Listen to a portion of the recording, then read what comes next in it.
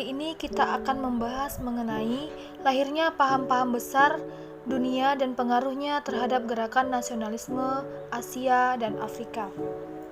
Ada paham-paham besar yang lahir pada abad ke-18 dan 19 yang mempengaruhi pergerakan nasionalisme di berbagai negara kawasan Asia dan Afrika. Salah satunya adalah paham liberalisme. Liberalisme adalah suatu paham yang berdasarkan pada kebebasan. Kata liberalisme sendiri berasal dari kata liber yang artinya bebas. Liberalisme ini merupakan sebuah ideologi atau pandangan filsafat yang juga merupakan tradisi politik yang berdasarkan pada pemahaman bahwa kebebasan individu dan persamaan hak adalah yang paling utama dalam kehidupan bernegara. Jadi kata kuncinya adalah kebebasan. Kapan liberalisme ini dikenal?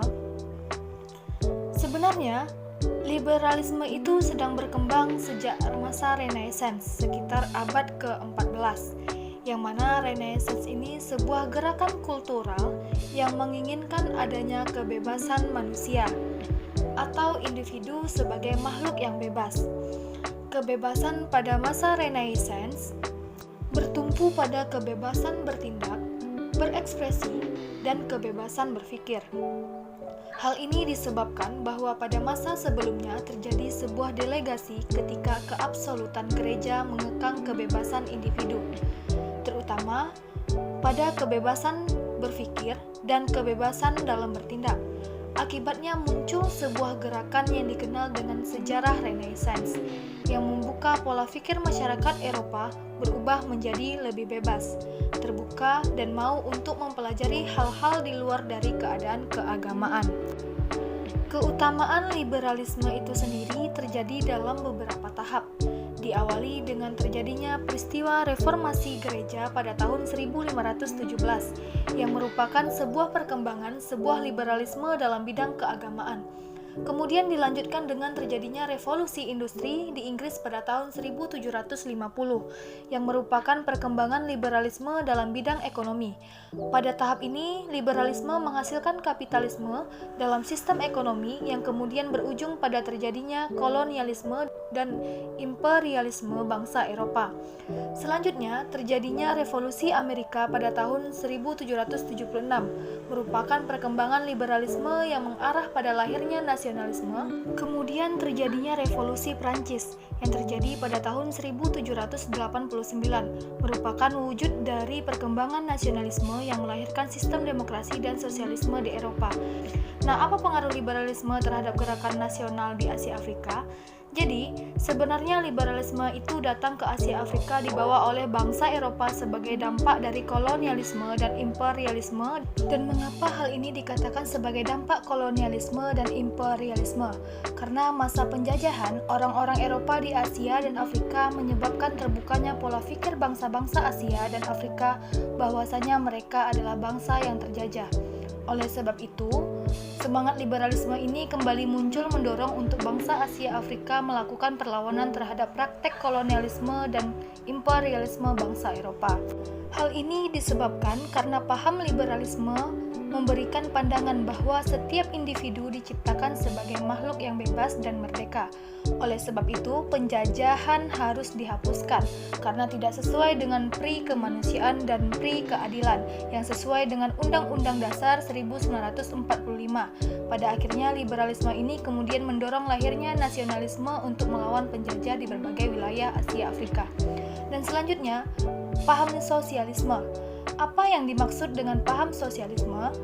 Sosialisme berasal dari kata sosial yang berarti masyarakat atau orang banyak. Sosialisme merupakan sebuah konsep pemikiran yang menginginkan adanya persamaan dan kesetaraan dalam kehidupan masyarakat, terutama dalam hal kegiatan ekonomi. Jadi, sosialisme itu bisa dikaitkan dengan sistem ekonomi juga. Nah, sosialisme menekankan kepada kepentingan kelompok yang lebih diutamakan daripada kepentingan individu. Jadi, dalam paham sosialisme itu, kepentingan orang banyak lebih utama dibandingkan kepentingan individu. Nah, paham sosialisme ini merupakan kebalikan dari liberalisme. Kapan sosialisme ini mulai dikenal? Sosialisme ini mulai dikenal sejak adanya Revolusi Prancis pada tahun 1789. Walaupun sebenarnya paham sosialisme ini sudah berkembang pada tahun sebelumnya. Akan tetapi, impact awal dilihat dalam kehidupan sehari-hari, yaitu pada saat terjadinya Revolusi Prancis, di mana pada saat itu rakyat Prancis berhasil menggulingkan monarki kerajaan Prancis yang sudah berkuasa selama ratusan tahun dan menggantikannya pada sistem republik. Nah, ternyata Revolusi Prancis yang terjadi pada tahun 1789 memicu terjadinya sebuah revolusi sosial yang hampir menyapu sebagian wilayah Eropa pada tahun 1848. Nah, pada masa ini muncullah tokoh-tokoh besar penganut paham sosialisme garis keras. Contohnya Karl Marx, kemudian Friedrich. Mereka ini kemudian melahirkan sebuah pendapat baru tentang sosialisme yang dikenal dengan komunisme. Adapun ide awal dari kolonialisme adalah untuk menghapuskan kekuasaan monarki dan kapitalisme yang semakin berkembang semenjak terjadinya revolusi industri pada tahun 1750. Bagaimana perkembangan sosialisme?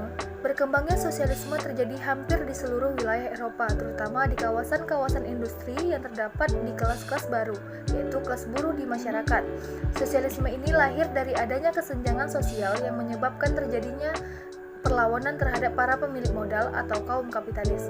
Selanjutnya, dampak dari sosialisme yang paling banyak dapat dilihat adalah pada saat terjadinya revolusi Rusia pada tahun 1917, di mana pada waktu itu bangsa Rusia berhasil menggulingkan kekuasaan Tsar Nicholas II dan mendirikan sebuah republik pada tahun 1922 yang dikenal dengan Uni Soviet. Uni Soviet ini merupakan republik sosial pertama di dunia yang berhasil berdiri setelah menggulingkan kekuasaan monarki absolut. Selanjutnya, apa pengaruh sosialisme terhadap gerakan nasionalisme di Asia Afrika? Seperti liberalisme, sosialisme ini juga dikenal karena adanya praktek kolonialisme dan imperialisme di Eropa. Paham sosialisme ini memberikan pandangan bahwa setiap individu diciptakan setara tanpa kelas. Maka dari itu, timbullah perlawanan terhadap kolonialisme dan imperialisme yang dilakukan oleh bangsa Asia dan Afrika terhadap bangsa Eropa. Karena bangsa Eropa pada hakikatnya melakukan praktik penjajahan dengan membedakan kelas-kelas yang terdapat di daerah penjajahannya, salah satunya di Indonesia. Misalnya pada saat orang-orang Belanda atau orang Eropa menguasai Indonesia bisa dimasukkan dalam kelas paling bawah, yaitu pribumi di bawah dari kelas Eropa dan Asia Timur. Ini merupakan bentuk diskriminasi sosial yang menyebabkan lahirnya sosialisme tadi. Kemudian, sosialisme juga mendorong lahirnya gerakan nasionalisme melalui organisasi-organisasi politik untuk menyalurkan aspirasinya. Nah, gerakan ini dapat kita lihat pada munculnya Indispartij di Indonesia, di mana pada waktu itu Belanda memberikan kebebasan politik kepada bangsa Indonesia untuk mendirikan organisasi-organisasi politik untuk menyalurkan aspirasi kepada pemerintahan Belanda. Dan pada akhirnya Indispartij dilarang oleh pemerintahan Belanda karena dianggap terlalu radikal dan terlalu menyuarakan untuk menuju pada kemerdekaan Indonesia. Selanjutnya, sosialisme juga menciptakan sistem pemerintahan yang bersifat kemasyarakatan demi mencapai kemakmuran bersama. Selanjutnya ada paham pan-islamisme. Apa yang dimaksud dengan paham pan-islamisme? Adalah suatu paham yang ingin menyatukan seluruh umat Islam di Indonesia tanpa melihat perbedaan ras, suku, dan bangsanya dengan tujuan melawan penjajahan di bawah satu tatanan pemerintahan. Paham pan-islamisme ini sebenarnya muncul sebelum abad ke-19 yang merujuk pada ajaran Nabi Muhammad SAW, yaitu untuk menciptakan ukhuwah Islamiyah sesama umat Islam. Kapan pan-islamisme ini mulai dikenal? Pan-islamisme ini mulai dikenal ketika Said Jamaluddin Al-Afghani menyampaikan pendapatnya tentang persaudaraan sesama umat Islam, yang mana pada abad ke-19 terjadi berbagai banyak masalah di wilayah Timur Tengah, khususnya di wilayah Arab pada waktu itu, ketika wilayah Arab terpecah-pecah menjadi wilayah yang kecil-kecil akibat dari pengaruh bangsa Eropa, yaitu antara Inggris dan Perancis. Pasca terjadinya Perang Dunia Pertama, wilayah Jazirah Arab dan Timur Tengah menjadi negara-negara nasional kecil yang terpecah-pecah dan memiliki kepentingan-kepentingan sendiri, dan tidak tidak lagi mementingkan kepentingan bersama sebagai sesama umat Islam.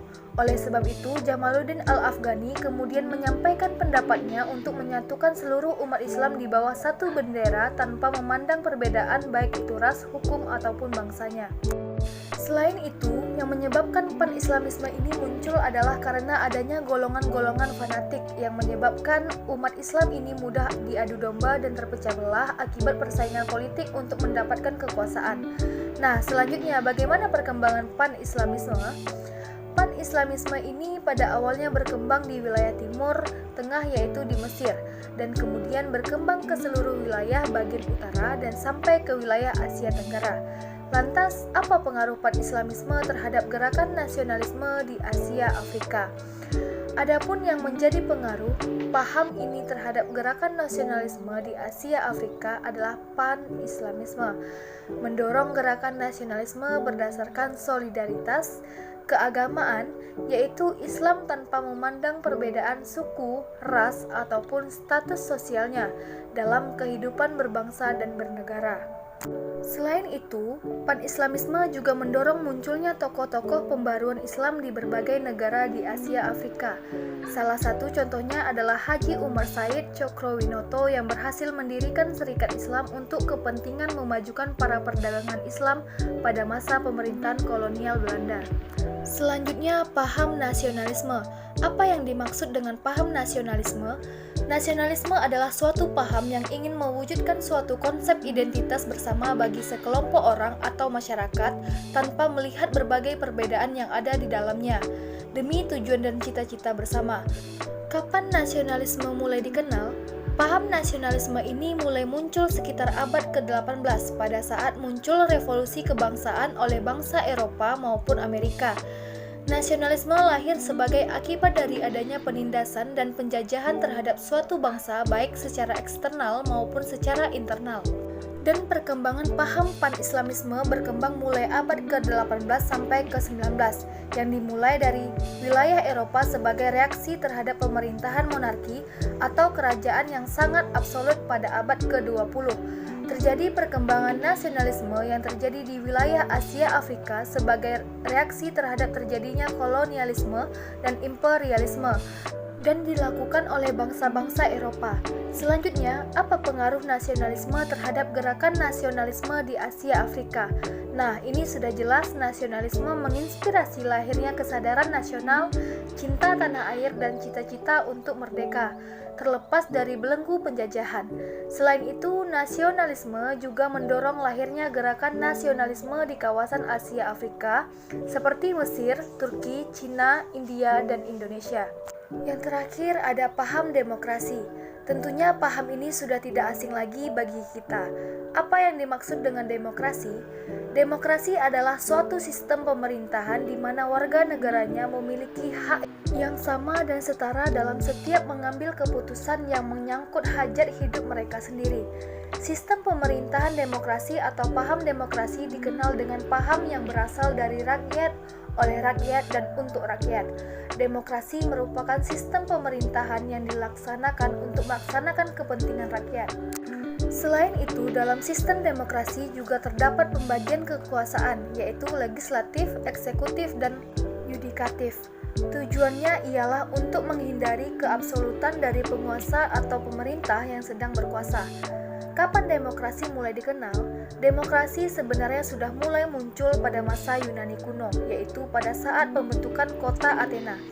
Kemudian, demokrasi kembali populer setelah terjadinya Revolusi Amerika pada tahun 1776 dan Revolusi Prancis pada tahun 1789.